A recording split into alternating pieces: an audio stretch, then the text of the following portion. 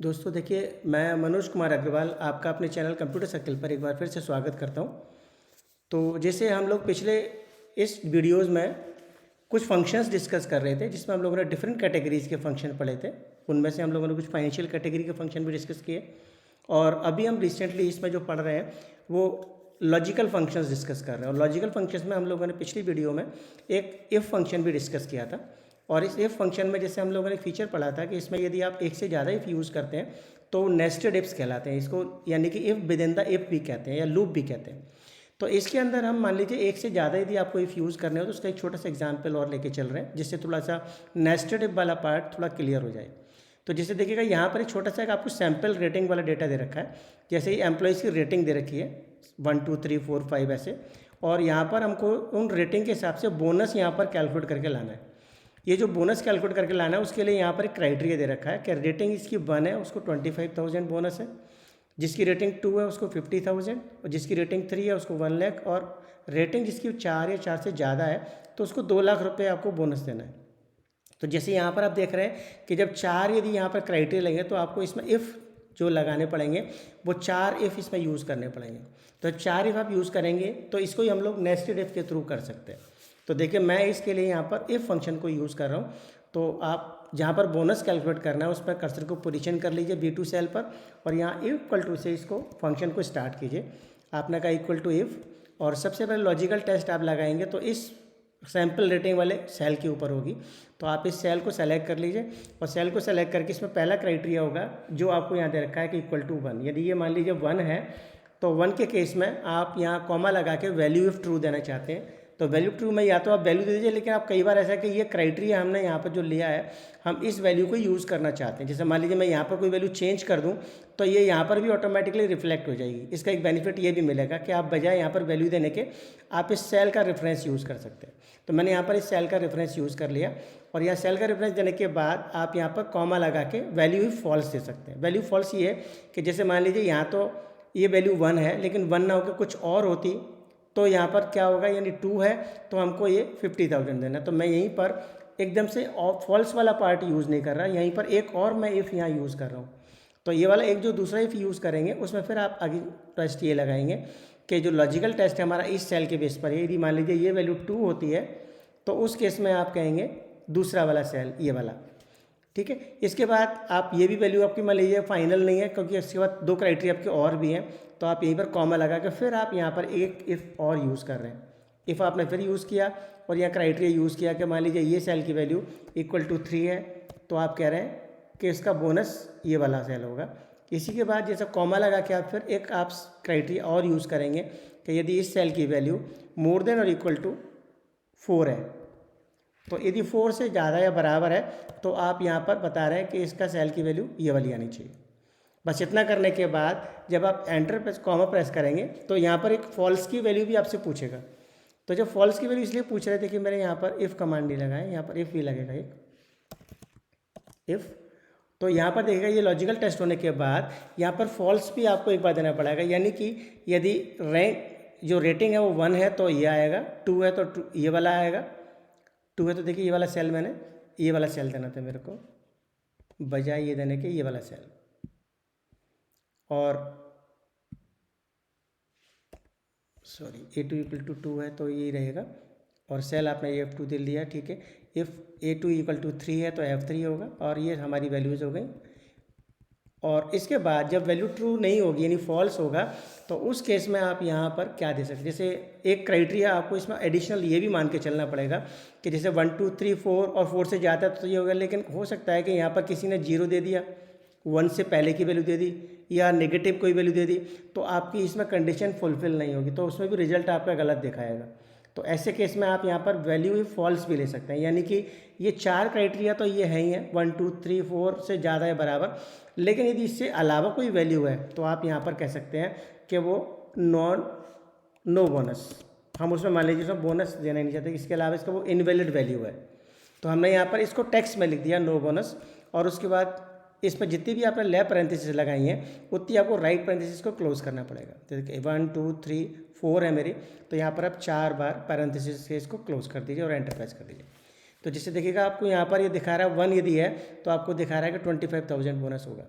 लेकिन जैसे यहाँ पर आप जब इसको कॉपी करना चाहेंगे तो जब ड्रैग करके कॉपी करेंगे तो कॉपी करने के बाद ये बाकी के सेल पे जो वैल्यू लिखेगा उसमें भी देखेगा यहाँ पर एक सेल का रेफरेंस का पार्ट आपको नज़र आएगा।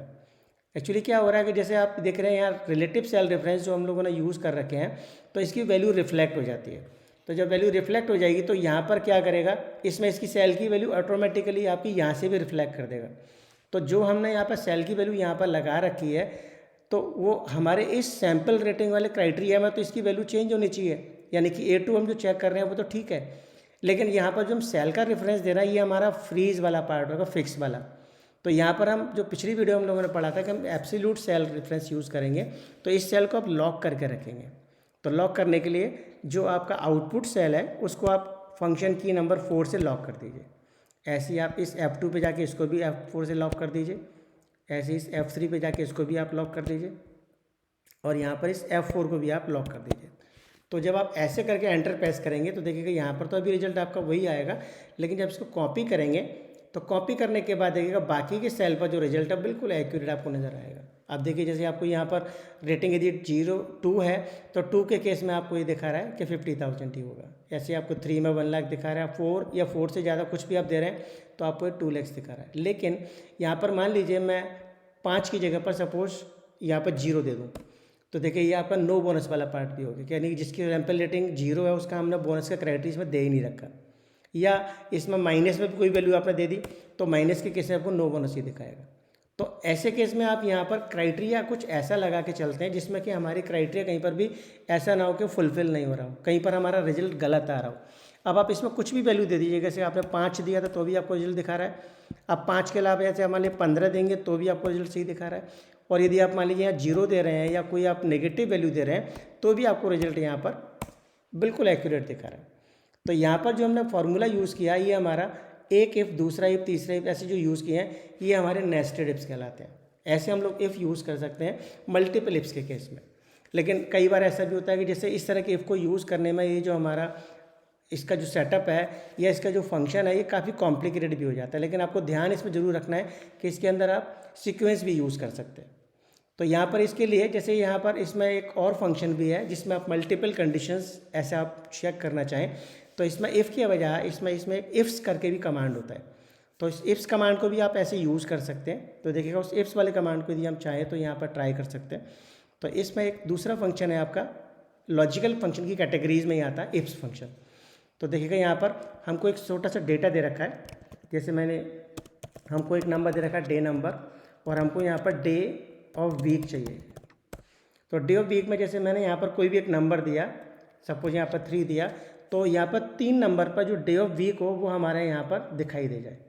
तो 3 नंबर पर जैसे मान लीजिए हम एक बेस डे ऑफ वीक ये मान के चल रहे हैं कि संडे को हम पहला दिन मान रहे हैं, तो मंडे हमारा दूसरा हुआ, ट्यूसडे हमारा तीसरा दिन हुआ, तो हम यहाँ पे चाहते हैं कि ट्यूसडे आता है ऑटोमेटिकली। लेकिन यहाँ हर एक चीज़ को आप जानते हैं कि इसमें आपको फंक्शन यूज़ करना पड़ेगा, तो यहाँ पर इसमें मल्टीपल कंडीशन होगी, क्योंकि यहाँ आपकी इसमें डे ऑफ वीक जो डे नंबर है वो आपके 1 से लेकर 7 तक आप इसमें यूज़ कर सकते हैं। तो उसके लिए आपको यहाँ पर बजाय 7 कंडीशन लगाने के आप इसमें इफ्स आप यूज़ कर सकते हैं। देखिए यहाँ पर इफ़ में आपको ये इफ्स फंक्शन आपको अलाउ भी कर रहा है। तो आपने यहाँ पर इफ्स कमांड दिया, तो इस इफ्स का जो सिंटेक्स है वो कुछ ऐसा होता है कि आप लॉजिकल टेस्ट और उसकी वैल्यू दे सकते हैं। ये बड़ा सिंपल सा है इसमें, लेकिन सीक्वेंस ज़रूर आपको मेंटेन करना पड़ता है कि लॉजिकल टेस्ट का मतलब पहली कंडीशन हमारी इस पर बेस्ड है कि ये जो सेल है हमारा वो सेल यदि मान लीजिए इसकी वैल्यू 1 है, तो आपने यहाँ पर सबसे पहले लगाया कि यदि सेल की वैल्यू 1 है तो यहाँ पर आप वैल्यू इफ़ ट्रू कह सकते हैं, जो आपका परफॉर्म होता है तो वो आप यहाँ पर लिख देंगे। जैसे यहाँ पर ये मेरा पहला दिन को मैं संडे मान रहा हूँ तो मैंने यहाँ पर सन लिख दिया। आप इसके बाद दूसरी कंडीशन लगाने के लिए फिर आप दूसरा क्राइटेरिया लगा दीजिए, फिर आप उसका वैल्यू ऑफ ट्रू वाला एक्सप्रेशन लिख दीजिए। तो जैसे यहाँ पर मैंने दूसरा फिर लिया एक्सप्रेशन कि ये वाला जो सेल इक्वल टू 2, यदि 2 है तो आपने यहाँ पर वैल्यू ऑफ ट्रू लिख दिया मंडे। तो ये जो फंक्शन है ये फंक्शन हमारा इफ्स करके फंक्शन, आप मल्टीपल कंडीशन इसमें ट्राई कर सकते हैं।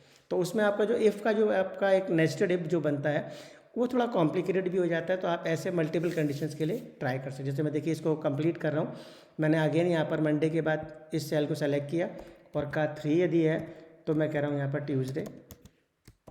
ऐसे ही यहाँ पर आपने कहा ये सेल इक्वल टू 4 है तो हमने कहा यहाँ पर वेडनेसडे, और यही वाला सेल यदि मान लीजिए 5 है तो हमने कहा थर्सडे, और यही वाला सेल इक्वल्स टू 6 है तो हमने कहा फ्राइडे, और यदि मान लीजिए यही वाला सेल इक्वल टू 7 है तो हमने कहा यहाँ पर सैटरडे। और बस इसको लेके जैसे आप यहाँ पर मल्टीपल कंडीशन होने के बाद जैसे इसको क्लोज करेंगे ना, तो देखिएगा ये इफ्स फंक्शन क्या करेगा, इसमें इस वैल्यू पर ये डिपेंडेंट है, जो इस सेल की वैल्यू होगी उसके अकॉर्डिंगली ये एक्सप्रेशन परफॉर्म करके यहाँ पर आपको उसका आंसर दिखा देगा। जैसे मैंने यहाँ पर एंटर प्रेस किया तो 3 नंबर पर देखिएगा यहाँ पर ट्यूसडे दिखा रहा है। अब आप यहाँ पर कुछ भी लिखेंगे, 5 लिखेंगे तो आपको थर्सडे दिखा रहा है, ऐसे आप मान लीजिए 2 लिख रहे हैं तो आपको ये मंडे दिखा रहा है, ऐसे आप 1 दे रहे हैं तो आपको ये संडे दिखा रहा है। तो ये जो फंक्शन है ये हमारा इफ्स करके फंक्शन है, जो हम मल्टीपल कंडीशंस के लिए इसको यूज़ कर सकते हैं। ये जो मल्टीपल कंडीशंस है हम इसको लेकिन सीक्वेंस में हमको यूज़ करना पड़ता है, लेकिन इसमें क्या है, वैल्यू फॉल्स का फीचर इसमें नहीं होता, इसमें सिर्फ आपका ट्रू वाला पार्ट ही इसमें देना होता है। तो जैसे कंडीशन ट्रू हो रही है तो ही आपको दिखाएगा, लेकिन जब कंडीशन ट्रू नहीं होगी, जैसे हमने यहाँ पर आप इस एक्सप्रेशन को थोड़ा सा गौर से देखिएगा, हमने यहाँ पर 1 2 3 4 5 6 7 वैल्यू लेके चले, लेकिन जैसे मान लीजिए हमने इसमें कोई इनवैलिड वैल्यू दे दी 7 के बाद, जैसे मैंने 8 दे दी, हालांकि 8 नंबर होता नहीं है, लेकिन 8 जब दी तो यहाँ पर आपको एरर दिखाएगा। ये जो आपका हैश एन जो दिखा रहा है ये एरर कोड है, हम लोगों ने इससे कुछ एरर कोड में डिस्कस किया है अभी, और हम आगे भी इसको डिटेल में समझेंगे। तो जो एरर कोड्स होते हैं ये एक्चुअली एरर वो एरर है जिसको कि एक्सेल रिकॉग्नाइज नहीं कर पाता, और उस एरर का ये कोड आपको शो करता है। और आप इस एरर के बराबर में जो आपको ट्राइंगल दिखाई दे रहा है, यहाँ पर कर्सर को पोजीशन करें, सिर्फ क्लिक नहीं करें, तो आपको यहाँ पर दिखाएगा इसका डिस्क्रिप्शन के ये value is not available to the formula और फंक्शन, यानी कि आपने जो वैल्यू दे रखी है उसके लिए आपका फॉर्मूला फंक्शन फिट नहीं होता यहाँ पर, तो नॉट अवेलेबल दिखाएगा। तो इस नॉट अवेलेबल एरर को कई बार हम लोग जो है ना इसको यहाँ पर रिमूव भी करना चाहते हैं। जैसे रिमूव करने का मतलब है कि यहाँ पर यदि कोई एरर आए तो ये एरर ना दिखाए, इसमें यहाँ पर एरर के बजाय आपको ब्लैंक छोड़ दे, या कुछ आपको आप नोटिफिकेशन देना चाहते हैं वो दिखा दे। तो ऐसे केस में एक यहाँ पर फंक्शन और भी होता है जो लॉजिकल फंक्शन की कैटेगरी में आता है, वो आता है आपका इफ़ एरर।